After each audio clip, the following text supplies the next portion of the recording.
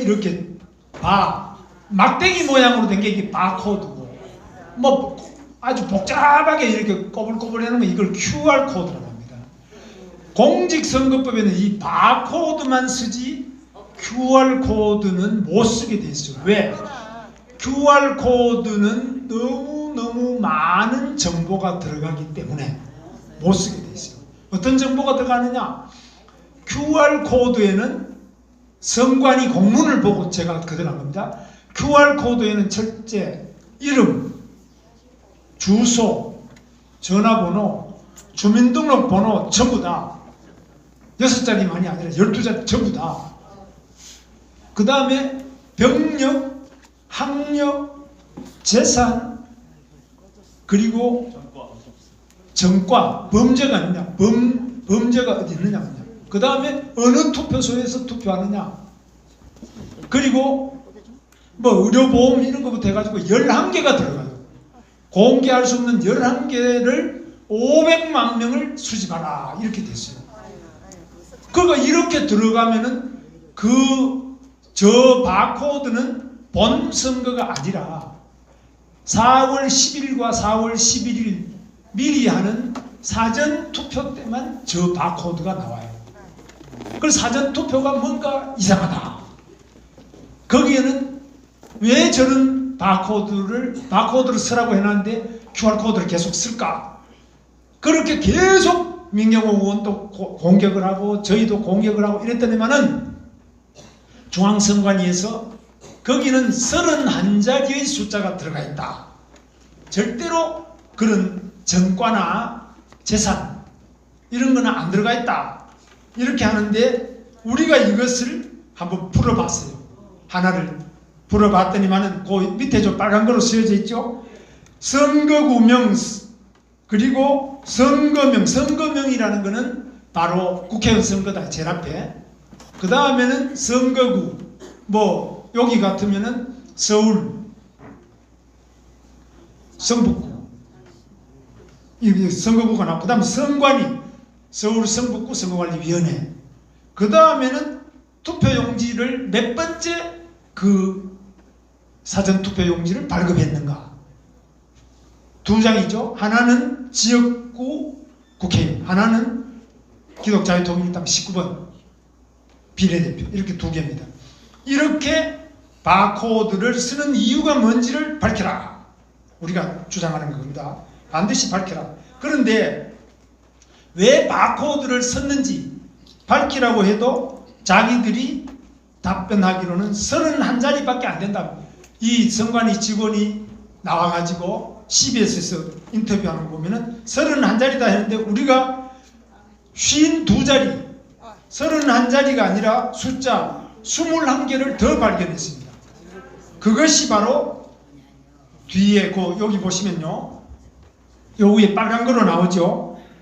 예시를 한 겁니다. 02, 20, 20, 04, 15 이렇게 나오는데 빨간 거로 표시된 것이 우리가 밝혀낸 의심 코드가 빨간 숫자가 된 겁니다. 그 빨간 거로 쭉 붙어 있죠. 그 까만 거 말고 빨간 거는 우리가 31자리 위에 21자리의 의심 코드입니다. 이런 부분이 무엇인지를 밝혀내기 위해서 우리가 바코드 생성기, 바코드를 만들어내고 바코드를 읽고 하는 이 장치를 저희들이 추적하고 있는데 거의 다 추적을 했습니다. 그런데 우리가 뭐 제가 가는 건 아니죠. 우리 민경훈 국회의원이 아직 국회의원입니다. 올 30일까지는. 민경훈 국회의원이 가가지고 야 이거 열어! 이거 가져간다! 이렇게 하면은 절도죄로 처벌을 받아요. 아무리 국회의원이라도 안 돼요. 그래서 어떻게 하냐? 이거를 할 수 있는 것은 윤석열 검찰총장과 대한민국 검찰입니다. 우리 윤석열 검찰총장님은 이 바코드와 관련된 바코드 생성기 또 해독기 그리고 이것과 관련된 관계되는 모든 장부와 관계자에 대한 압수수색 수사를 실시해 주실 것을 촉구합니다.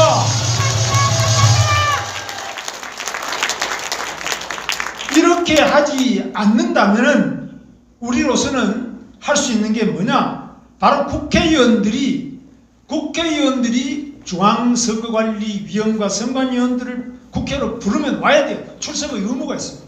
그래서 또는 국정조사 4.15 국회의원 총선거 불법 부정선거 의혹 조사를 위한 국정조사를 실시하면 됩니다. 국정조사를 실시해서 여기에서 제대로 자료를 제출 안 하고 제대로 안 할 경우에는 바로 특검으로 들어가서 국회에서 특검을 임명해야 되는데 우리의 국회의원 숫자가 너무 적기 때문에 특검을 하려면 과반수가 있어야 되는데 그거 안 됩니다. 그러나 특검을 요구를 해야 됩니다. 그 다음에 민경욱 의원처럼 적극적으로 이번에 이 피해를 본 국회의원들이 들고 일어나야 되는데 들고 일어나는 국회의원은 지금 민경욱 의원밖에 없지 나머지는 전부 다 고개 숙인 남자들이에요. 민경욱 국회의원한테 박수 크게 한번 보내주세요. 용기 내서. 민경욱 국회의원이 얼마나 구박을 받겠습니까? 야, 남들은 가만히 있는데 당신은 뭔데 그렇게 계속 들고 일어나느냐. 좀 조용히 하자. 이럴 때 바로 민경욱 의원님 여기 와서도 기도를 아주 깊이 열심히 하시는데 여러분이 힘을 주시고 우리 하나님께서 힘을 주실 겁니다. 그 다음에 우리가 검찰, 경찰에 고발장을 계속 내고 있는데요. 많이 내고 있습니다. 계속 내줘야 됩니다. 그래야 이걸 가지고 수사를 합니다. 그리고 오늘 또 오후 2시에 대검찰청 앞에서 공정선거연대 그 회의에서 비를 맞으면서 시위를 하고 있습니다. 박수 보내주세요. 그리고 중앙선관위 앞에서도 목사님이 또 그 선관위에 물건을 빼돌릴 것이고 그 앞에서도 계속 천막을 쳐놓고 거기에서 지키고 계시는 훌륭한 시민들이 있습니다. 박수 좀 보내주세요. 그래서 언론이 지금 KBS 우리 민경욱 국회의원님 오셨습니다만 내가 KBS 좀 그 후배들도 있고 한테 부탁 좀 해봐라. 부탁해도 안 듣는데요. 아무리 해도 우리 KBS 앵커, KBS 대명사인 민경욱 국회의원이 아무리 이야기해도 듣지도 않을 정도로 KBS가 완전히 좌파 노조에게 장악이 돼서 움직이지 않아요. 그러나 우리 유튜버들은 이렇게 오셔서 오늘 유튜버가 꽉 오셨잖아요. 유튜버들은 이렇게 진실을 밝히기 위해서 정의를 세우기 위해서 애쓰시고 있는데 우리 유튜버 여러분들에게 큰 박수 부탁드립니다. 우리는 이깁니다. 진실은 이깁니다. 우리의 기도를 하나님은 들어주십니다. 민경욱은 이깁니다.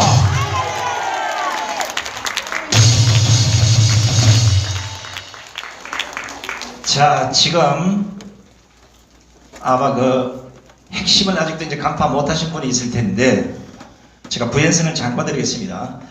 지금 방금 김문수 지사님이 선관위가 이번 총선에 사용된 QR코드의 숫자가 31라고 공식적으로 밝혔어요. 이거를 전문가를 대동해서 민경욱 의원, 김문수 지사님 그리고 저 IT 전문가들과 함께 밝혀봤더니 31자리가 아니라 52자리였습니다. 의심코드 21자리를 선관위가 밝히지 않으면 이건 100번 부정선거입니다. 국민의 주권이 훼손된 것이기 때문에 검찰이 QR코드와 관련한 모든 선거 장비를 압수수색하거나 그대로 보존 조치해야 합니다. 그리고 선관위 한전 의혹 없도록 우리 우파 진영에서 참여시키는 IT 전문가들 앞에서 공식 시연을 해줄 것을 강력 촉구합니다. 현행 공직선거법 제151조 6항에는 사전투표용지에 일련 번호를 바코드 형태로 표시하도록 하고 바코드에는 선거명, 선거구명, 관할 선거관리위원회명을 담도록 하고 있습니다. 선관위도 이번 사전선거 투표용지에 적용된 QR코드에 선거명, 선거구명, 관할 선거관리위원회명 그 외 어떤 종류의 개인정보도 들어가 있지 않다고 밝혔습니다. 그런데 52자예요. 자, 우리 통합당의 민경욱 의원, 우리 그 김문수 지사님, 그리고 제가 앞서 공개한 자료에 이미 2020년 선거정보시스템 통합위탁사업에 500만 명의 개인정보를 훌쳐서 어디에 썼는지 밝히라고 족친 적이 있습니다.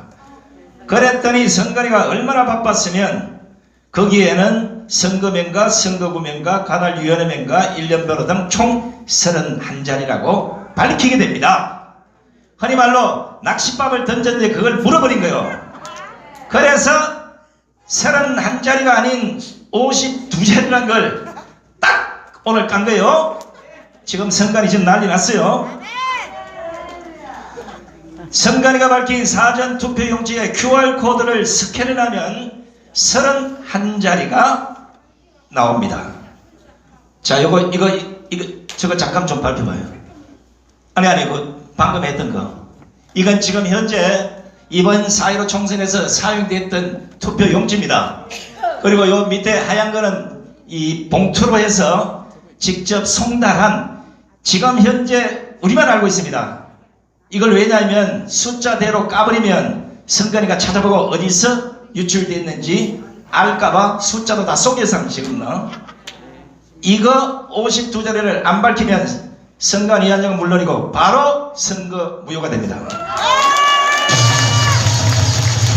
선관위가 밝힌 31자리에는 숫자 앞 12자리가 선거명, 다음 8자리가 선거구명, 다음 4자리가 관할 선거관리위원회명, 나머지 7자리는 투표용지 발급 순서대로 표기되는 1년번호라고 했습니다. 자, 그런데 여러분 보시다시피 예시를, 이 숫자는 우리가 가공해내서 해놨습니다. 선관위가 못 알아차리게. 자, 이쪽에 02는 선거명인데 대통령 선거는 01, 02는 국회의원 선거, 03은 지방선거, 아마 이런 식으로 가는 것입니다. 그리고 2020, 요거는 연도표기고 0415는 선거 날짜. 여기까지는 정확히 우리가 지금 그대로 보여주는 겁니다. 자, 나머지 선거 구명, 그리고 관할 선거내 미명 다 있습니다. 투표용지 발급번호까지 다 있는데 바로 여기 보이는 의심 코드라는 빨간 글자들이 선관위는 없다고 했는데 이것이 발견이 됐습니다. 그리고 투표용지 발급 순서에 저기에도 의문의 6자리 의심 코드를 박아놨습니다. 이게 절대 그냥 들어갈 수 없는 겁니다. 조만간 민경호 의원님과 김문수 지사님 그리고 제가 다시 머리를 모아서 2탄을 또다시 날립니다. 찍소리 못하는 거. 그리고 2탄이 끝나도 손 안 들면 3탄 또 날갑니다. 3탄을 날려도 손 안 들면 마지막에는 핵폭탄을 터뜨립니다. 여러분 잘 알다시피 선관위가 QR코드 자체 쓰는 것 자체가 불법이에요. 공직선거법 제151조 6항에 컴퓨터가 인식할 수 있도록 표시한 막대 모양의 기호라고 딱 적혔습니다. 2018년 국회 행안위에서 이 문제를 지적했고 박영수 당시 선관위 사무총장이 이걸 인정했습니다. 그리고 법 개정을 통해서 QR코드를 쓰겠다고 했는데 법 개정은 연하지만 국회에서 통과 안 됐습니다. 그러면 쓰지를 않아야 되는데 불법으로 쓴 겁니다. 자, 왜 이번에 이 문제가 선관위가 확인을 안 시키면 선거 무효가 됐냐 아니면 공직선거법 제179조에 정규의 투표용지를 사용하지 아니한 것, 이거는 투표는 무효라고 법에 규정되어 있습니다. 불법도 저지르고 흔히 말로 31자라는 게 52자가 밝혀진 거짓말까지 집어넣어서 QR코드를 사용했다는 게 오늘 드러난 겁니다. 이거 가지고 부정선거가 없다고 하는 사람들 오늘까지 용서해 줄 테니 이제 돌아서세요. 돌아서야 됩니다. 왜냐? 지금까지 선관위가 자의적으로 얘기한 걸 일부 언론들이, 일부 언론 아니고 거의 다 언론들이 그걸 그대로 받아서 법처럼 국민에게 거짓말을 하고 그걸 국민들이 지금 믿고 있는 겁니다. 법으로 규정된 건 아무도 없습니다. 선관위 말은 전부 거짓말이었습니다. 따라서 이제 민경호 의원이 투쟁하는데 이제 앞으로 이제 핵폭탄을 뒤에 싣고 무조건 앞으로 가기만 하면 됩니다. 전에 제가 여기서 어지간하면 이번 대선에 한번 출마해볼까 했는데 힘들게 생겼어요. 시대가 영웅을 낳는다고 갑자기 어디서 영웅이 하나 떡 나타나서 저는 포기해야 될 상황까지 지금 밀리고 있습니다. 자, 혼자서 국민의 주권을 찾기 위해서 비가 오나 누나 잠도 안 주무시고 페이스북에는 초당 하나씩 날리는 그리고 지금 아마 문재인 정권이나 좌파 대깨문 몽땅 틀어서 아휴 저 민경호 그냥 한 명만 없었으면 아마 이러고 있을 거예요. 제가 얼마 전에 여의도에서 민경호를 만나서 얘기 중에 저는 진실을 밝히기 위해서 목숨을 걸었습니다. 대한민국 국회의원들이 이래야 되는 겁니다. 국민이 궁금해하는 것을 국회의원이 나서서 밝혀줘야 되는 거 아니겠습니까?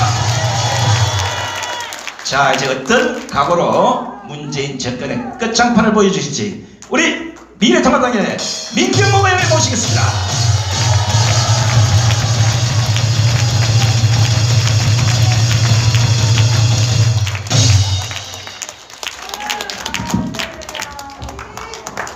아이고, 안녕하십니까. 예, 반갑습니다, 여러분. 예, 아유, 이게 이제 교회에 왔으니까 제가 간증을 하게 되네요. 예, 간증을 하는 심정으로 말씀드릴 것들이 몇 개 있습니다. 그런데, 이거는 미리 예고를 해드려야 될 것 같아요. 지금 김문수 지사님께서 굉장히 중요한 사실을 공개를 하셨습니다. QR코드에 이번 선거에 많은 비밀이 숨어져 있습니다. 숨겨져 있어요.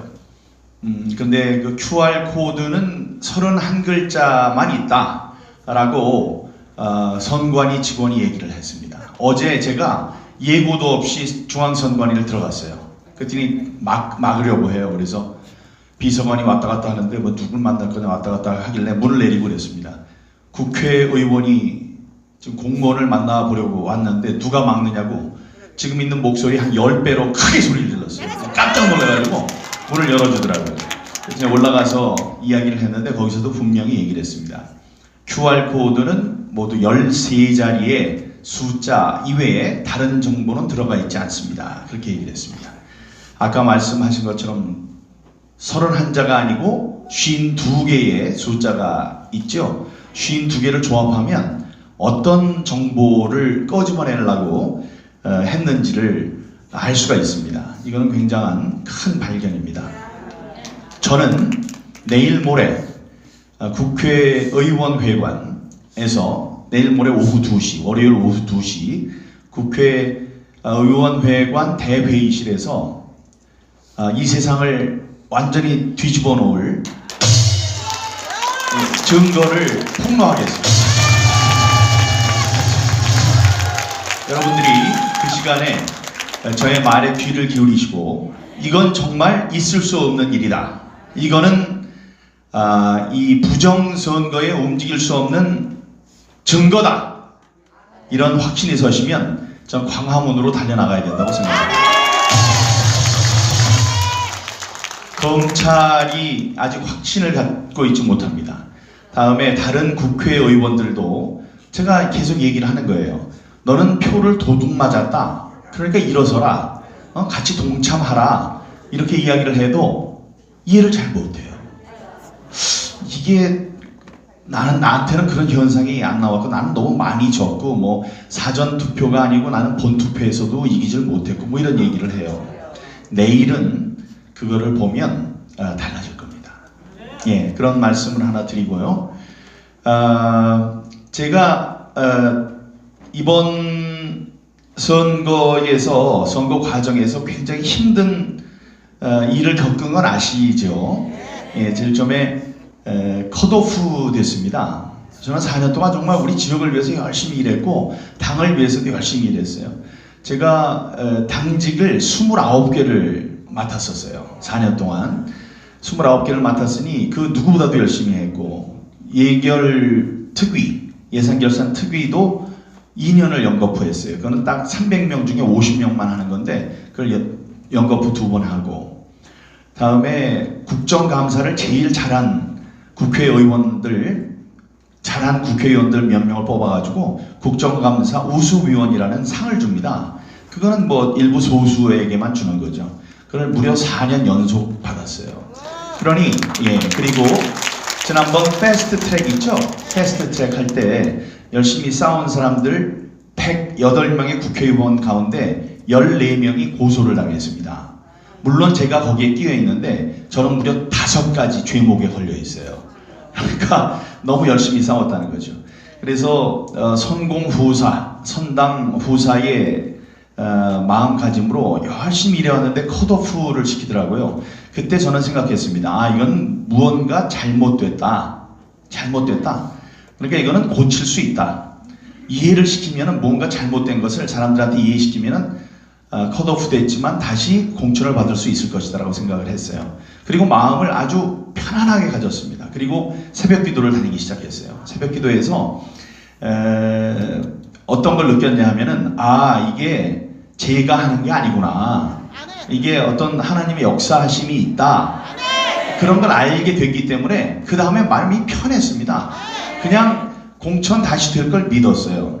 그래서 우여곡절 끝에 제가 경선을 하게 됐어요.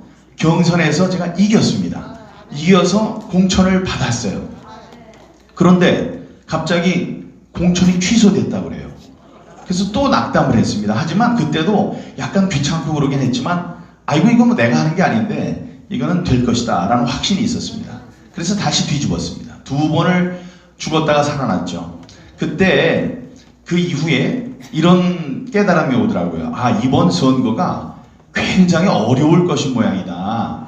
그래서 민경욱이 한 번만 죽였다 살리면 당선이 안 되는 그런 어려운 싸움이기 때문에 누군가 하나님께서 이렇게 2번을 큰 시련을 주셔서 내가 좀 돋보이게 이렇게 하시는 모양이다. 이러면서 저는 이런 기도를 했습니다. 이 선거 이후에 불어닥칠 이 정치적인 큰 변혁과 기적, 이런 게 필요하다고 생각했어요. 변혁과 기적에 작은 도구로 쓰임을 받게 해주십시오. 이렇게 기도를 했어요. 그때는 어떤 마음이었냐면 이제 내가 당선이 돼서 재선 의원이 되고, 재선 의원이 되면 누군가 대표가 되고 나중에 대통령 후보가 되고 그러면 그 안에서 지난 4년 동안 싸운 것처럼 내가 열심히 싸워야 되는 그런 도구로 쓰임을 이제 써주시겠지라는 생각을 하고 있었던 겁니다. 그래서 이번 선거 제가 출구조사에서 이겼고, 다음에 새벽 4시, 5시까지 엎치락뒤치락 하면서 막 진다고 그랬을 때 1500표 차이로 지고 있습니다. 그래서 가망이 없습니다. 그래서 저는 보좌관들한테 그랬어요. 그럴 리가 없다. 분명히 이긴다. 확신이 있었으니까요. 분명히 이기니까 기다려봐라. 몇 표 남았냐 했더니 12,000표가 남았대요. 그럼 12,000표에서 뒤집어진다. 1,500표가 뒤집어져서 내가 이길 것이다. 물론 이렇게 직설적으로 이야기는 하지 않았지만 그런 마음가짐으로 사람들을 좀 이렇게 진정을 시켰다고요. 근데 졌어요. 그래서 좀 이상하게 생각했어요. 이상하다. 분명히 이기게 해주시려고 그랬는데, 근데 지금 깨달았습니다. 제가 아까 말씀드린 그 쓰임을 받고 있는 거예요. 선거 뒤에 불어닥칠 큰 변혁이 제가 당선돼서 하는 게 아니에요. 지금 이 잘못된 부정선거, 이거를 뒤집는 역할을 주십니다. 만약에 제가 공천에서 떨어졌으면 이런 일을 주시더라도 제가 할 수가 없습니다. 다음에 당선이 됐어요. 제가 당선이 되면 떨어진 사람들 얘기를 뭘 들어요, 내가. 그냥 저 사람들 저 잘 못해서 떨어졌겠지, 나는 잘했고, 이럴 수 있죠. 교만해질 수 있었어요. 하지만 이번에 딱 떨어졌습니다. 떨어졌는데 여기서 이제 놀라운 일들이 벌어지는 거예요. 이번 선거가 조작이냐 아니냐 라는데 증거를 대라고 그러잖아요. 제가 월요일 날 딱 드림 일거는 굉장히 이제 큰 거지만 지금 증거가 뭐냐 이렇게 얘기하는 사람들에게 얘기하고 싶습니다. 지금 깔린 게 숫자들이에요. 각각 이해할 수 없는 숫자들이 있습니다. 숫자는 거짓말을 하지 않습니다. 다음에 숫자랑 싸움을 하면 안 돼요. 예, 그 숫자들이 증거입니다. 제가 제 선거에서 어떤 일이 벌어졌냐? 제 지역구에서 여러분 사전 선거에는 두 가지 종류가 있습니다. 관내 사전 선거와 관외 사전 선거가 있어요. 제가 관내 사전 선거에서 100표를 얻었어요. 비례로 얘기하면, 비율로 얘기하면 이 관내 사전 선거에서 100표를 얻고 관외 사전 선거에서 39표를 얻었습니다. 그건 뭐 그냥 그런 거예요. 그럴 수 있지. 그런데 옆에 있는 민주당 의원, 민주당 후보가 관내 사전 선거에서 100표를 얻고 관외 사전 선거에서 39표를 얻었어요. 똑같이. 그건 좀 이상하죠. 아주 이상하잖아요. 어떻게 이렇게 딱 맞아요. 그런데 제 지역구에 이정미 정의당 국회의원이 있어요. 그 사람이 관내 투표에서 100표를 얻고 사전 관외 투표에서 39표를 얻었어요. 세 명이 똑같은 겁니다. 이거를 통계학자가 어떻게 얘기했냐면 이게 뭡니까? 그랬더니 이거는 현실 세계에서 일어날 수 없다. 다만 하나님께서 이렇게 만들어 놓으셨다면 믿겠다. 그러니까 하나님의 작품이 아니면 믿을 수 없는, 그러니까 조작의 증거가 나타난 겁니다. 자, 다른 곳에서는 다 두 후보들이 있어요. 두 후보들이 있어서 그 두 후보의 사전 관내 투표와 사전 관외 투표의 비율이 인천의 유정복 전 시장 같은 경우에는 100대 35예요. 옆에 있는 맹형규 후보도 100대 35예요. 그러니까 두 사람이 관내와 관외 사전 투표의 비율이 똑같아요. 그럼 그 사람도 이상하다 이래야 되는데 이해를 못할 수 있잖아요. 그리고 그런 사람들은 많잖아요. 저한테 뭐가 왔어요? 세 사람이 똑같은 경우가 저한테 딱 떨어진 겁니다. 예, 그러니까 하나님이 누구한테 일하라고 시킨 거예요? 저한테 하라고 그런 거예요. 전국에 딱 하나 있는. 그리고 근데 이렇게 되면 사람들이 이거를 이해를 해야 돼요. 이해. 옛날에 김문수 지사님께서 말씀해 주셨습니다. 막걸리 고무신 주고 이 표 바꾸고 뭐 이런 거를 생각했던 분들은 요즘이 어떤 때인데 그런 일이 가능하냐고 생각하실 거예요. 그게 아닙니다. 지금 집어넣는 표도 있겠지만 우리들이 알 수 없는, 우리 지금 뭐 공상 과학 영화 보면은 특파원 특수부대 뭐 요인들이 컴퓨터를 이용해서 별짓 다 하죠. 그런 거 우리가 다 할 수 있어요. 그런데 우리나라가 전 세계에서 1등이에요. IT 1등 국가입니다. 그런데 그 무슨 투표지 분류기를 조작하고 뭐 이러는 거, 다음에 통신을 이렇게 주고받아가지고 뭐 다른 서버로 옮기는 거, 이런 것들은 아무 문제가 아닙니다. 어려운 게 아니에요. 그런 거를 이렇게 생각을 하고 상상을 할 수 있어야 돼요. 근데 이해를 할 수 있어야 돼요. 다른 사람은 이해를 못 하는 거예요. 그런 일이 어떻게 가능하냐. 실제로 에이 설마 이런 일이 벌어졌겠어? 해서 확신이 없는 겁니다. 근데 저는 KBS 9시 뉴스 앵커 하기 전에 23년 동안 제가 기자 출신입니다. 그 KBS 기자 하면서 특종을 많이 했던 특종 기자예요. 제가 입사 4년 차에 이 통계, 조직, 뭐 분산, 뭐 다음에 정규, 뭐 분포, 곡선 이런 것을 이용해서 입찰 담합을 한 사례를 이번엔 내 차례라는 입찰 담합에 관련된 뉴스를 제가 취재를 해서 방송 대상을 받았습니다. 그러니까 그게 굉장히 어려운 수치들이 있는 거예요. 근데 그걸 이해하느라고 제가 얼마나 많이 공부를 했겠습니까? 그 다음에 또 인터넷 뱅킹이 있습니다. 인터넷 뱅킹 여러분들 사용하시죠? 송금하고 그러는 거. 근데 그때 초기에 송금을 이쪽으로 했는데 송금을 했는데도 받질 않았어요. 돈이 없어요.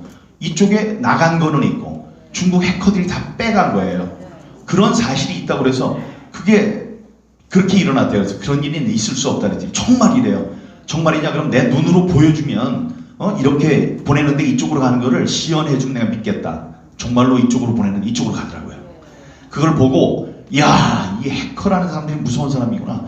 다음에 이 선, 컴퓨터의 선, 뭐 랜선 이런 거는 해커들이 지배하고 있구나 이런 생각을 했어요. 그래서 저는 사전 지식으로 다 알고 있었던 겁니다.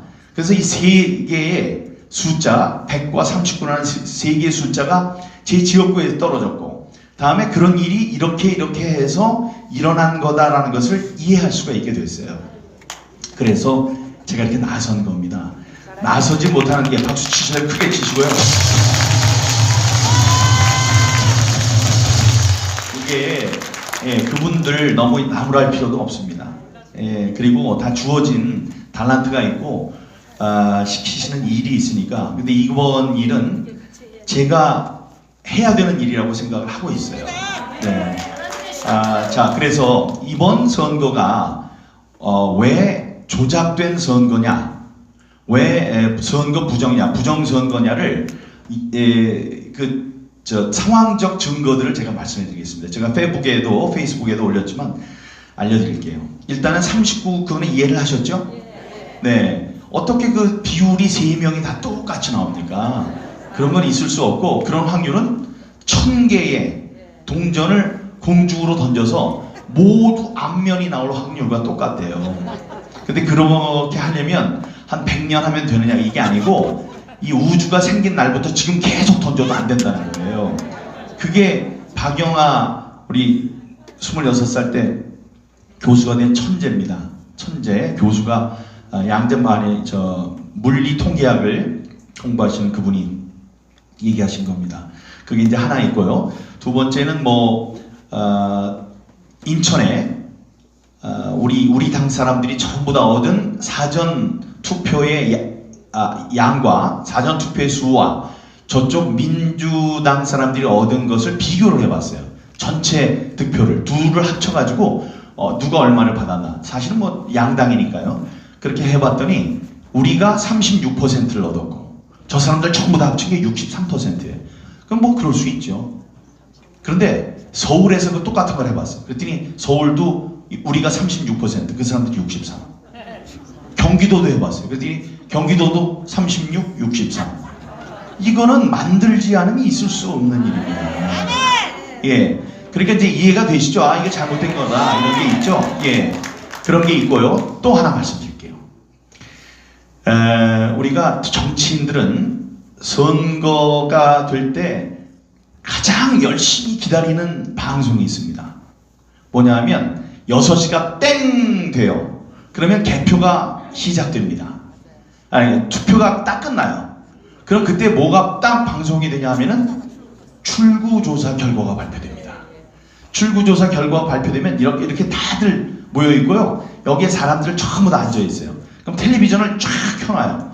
그 다음에 4, 3, 2, 1, 땡! 그러면은 민주당 몇 표, 몇 석, 통합당 몇 석, 이게 하고 나옵니다.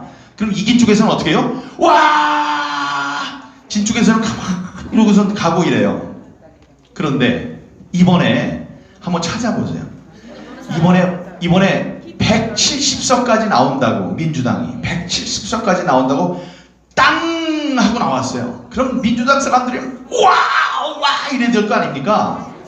근데 쥐 죽은 듯이 아무도 웃질 않아요. 조용해. 그리고 누구는 박수를 쳐요. 이렇게 박수 치니까 이낙연 선대위원장이 말려요. 박수 치지 말라고. 아니 우리가 모르는 뭘 알고 있길래 그랬을까요? 그러니까 같이 봐. 180석 나온다고 그러더니 왜 170석이지? 이랬을까요? 아니면 180석 나온다고 그러더니 정말로 180석 나올나 보다. 이거 너무 세게 한 거 아니야? 이런 얼굴들이에요. 보면 미리 뭘 알고 있었던 것 같은. 며칠 전에 유시민 그분이 그랬잖아요. 180석으로 이긴다고. 그게 딱 맞으면 이거 뭐지? 이런 하여간 뭐를 알고 있는 표정. 우리가 상식적으로 좋아해야 되는 사람이 하나 다 좋아해야 되는데 한 사람도 좋아하지 않는 그 표정이 움직일 수 없는 증거 1번입니다. 두 번째, 대개 선거에서 승리를 하잖아요. 그러면은 승리하는데 기여를 한 공신들이 있어요. 1등 공신들이 있어요. 그 사람들은 당선된 사람에게 많은 걸 요구합니다. 예를 들어서 제가 이제 비서진들이 있으면 그 중에서 더 열심히 한 사람들은 뭐 저를 보좌관 시켜주십시오. 뭐 이렇게 얘기도 할 수도 있고요. 다음에 또 시의원, 구의원들이 열심히 했으면 제가 열심히 했으니까 다음번 선거에서 저를 꼭 공천을 주세요. 이렇게 얘기를 하는 거예요. 자, 이번에 민주당이 180석을 얻는데 가장 큰 공을 세운 사람은 누구냐 이러면 저는 알고 있어요. 양정철입니다. 양정철이라는 사람이 볼리비아까지 갔다 왔어요. 볼리비아. 중국도 갔다 왔어요. 볼리비아를 왜 가요 도대체? 볼리비아는 우리가 개표기를 전자 개표기를 수출했다가 부정선거가 나와가지고 대통령이 탄핵을 당하고 망명을 했어요. 밖으로 도망간 그런 나라예요. 아니 그래서 선거를 지휘해야 되는 사람이 왜 갑자기 볼리비아를 갑니까? 그다음에 중국에 가서 IT 회사들과 MOU를 맺었어요. 그런 걸 그 사람이 왜 해요? 아니 이상하잖아요. 근데 그 사람이 1등 공신이라는 건 다 알아요. 그렇게 되면은 제가 그 사람이라면 이렇게 생각하겠어요. 와 180석 얻었어 이번에. 야 정말 대단하다. 저기 대통령님한테 가서 얘기를 해야 되겠다. 저기 대통령님 저 비서실장 시켜주세요. 아니면 장관 시켜주세요. 아니면 대사 나갈게요. 그거 안 되면 돈 100억 주세요. 그거 안 되면은 우리 저기 국영기업체 사장 거기 좀 보내주세요. 뭐 이럴 거 아닙니까? 당연한 일이죠. 그건 동서고금을 통해서 다 당연한 일이에요. 예? 그리고 그런 선거 있을 때 크게 또 소개도 해요. 야 설계자 양정철 이번에 승리를 설계한 사람은 바로 이 사람 양정철입니다. 이렇게 소개를 하는 거라고요. 근데 발표되고 나자마자 양정철은 뭐라고 그랬습니까? 선거 결과가 무섭고 두렵다. 나는 정계를 떠난다. 이 말이 됩니까? 아니 실컷 장사를 해서 장사가 잘 됐는데 자기가 1등을 했는데 자기가 힘으로 그랬는데 그 사람이 왜 떠나요? 그리고 뭐가 두려웠던 거예요? 뭐가 무섭고. 그리고 지금 그 사람이 어디 있는지 몰라요. 국내에 있는지 어디로 갔는지 아무도 알 수가 없다고요. 이게 이상하죠? 이게 증거 2번이에요. 아니 1등 한 사람이 저 좀 뭐 해주세요 이래야 될 사람이 끝나자마자 선거 결과가 무섭고 두렵습니다. 저는 정계를 떠나겠습니다. 이거는 자기가 많은 잘못을 했다는 얘기를 그렇게 한 거라고 저는 믿습니다. 세 번째, 남영희 후보라고 인천에 미추홀에 출마를 해서 윤상현 의원, 안상수 의원과 함께 겨뤘어요. 그러다가 2등을 했습니다. 윤상현 무소속 후보가 1등을 하고 171표 차이로 아깝게 2등을 했어요. 그런데 이 사람이 선거 끝나자마자 뭐라 그랬냐면 이거는 재검표를 내가 요구하겠다 이렇게 얘기했어요. 재검표를 요구하겠다. 저는 속으로 쾌재를 불렀습니다. 와 내가 재검표를 신청을 해야 되는데 내가 재검표를 신청하는 순간에 좌파 언론이나 사람들은 뭐라 그럴 것이냐. 선거 불복하는 거야 지금? 그래서 그 프레임에 딱 가둬서 이 사람 나쁜 사람이다. 선거 불복한다. 막 민주주의 제도를 인정하지 않는 사람이다. 막 이렇게 할까봐 걱정이 됐었는데 아니 시키지도 않았는데 여당에서 한다고 그러니까 제가 얼마나 안심이 돼요. 나 그냥 뒤에 묻어가면 되는구나. 그래서 하하하 잘 됐네 이러고 있었습니다. 그랬더니 웬걸 그날 그 얘기하고 바로 밤에 제 생각이 짧았습니다 하고 취소를 했어요. 왜 그랬을까요? 그거 까면은 큰일 나거든요. 까면은 큰일 나거든. 그러니까 누구라도 전화를 했겠죠. 당신 지금 무슨 짓을 하려고 하는 거냐? 안 된다. 하지 마라. 이랬겠죠. 그렇게 서둘러서 재검표 하겠다고 그랬다가 또 서둘러서 취소한 그 정황이 세 번째 증거입니다. 저는 그렇게 생각해요. 예. 증거들이 많죠. 내일 모레 제가 발표할 그 증거는 하도 희한해서 그냥 들으면 이게 이거 정말 잘못됐다. 그때 여러분들 있는 자리에서 환호도 해주시고 이번 선거가 부정선거라는 말씀을 주위에 퍼뜨려 주시기 바랍니다. 네, 제가 말씀드렸어요. 저에게 주어진 아마 이게 일이다. 저에게 맡겨진 일이라고 생각을 합니다. 그게 왜 그러냐면 지난 1960년 4.19 혁명을 불러온 3.15 부정선거를 여러분 기억하실 겁니다. 그 해가 1960년입니다. 1960년이 무슨 해냐면 경자년이에요. 경자년입니다. 올해가 60년 만에 오는 경자년입니다. 3.15 부정선거였어요. 이번에 4.15 부정선거. 그 부정선거를 파헤쳐라 라는 명을 받은 저의 이름은 경욱. 그 경자예요.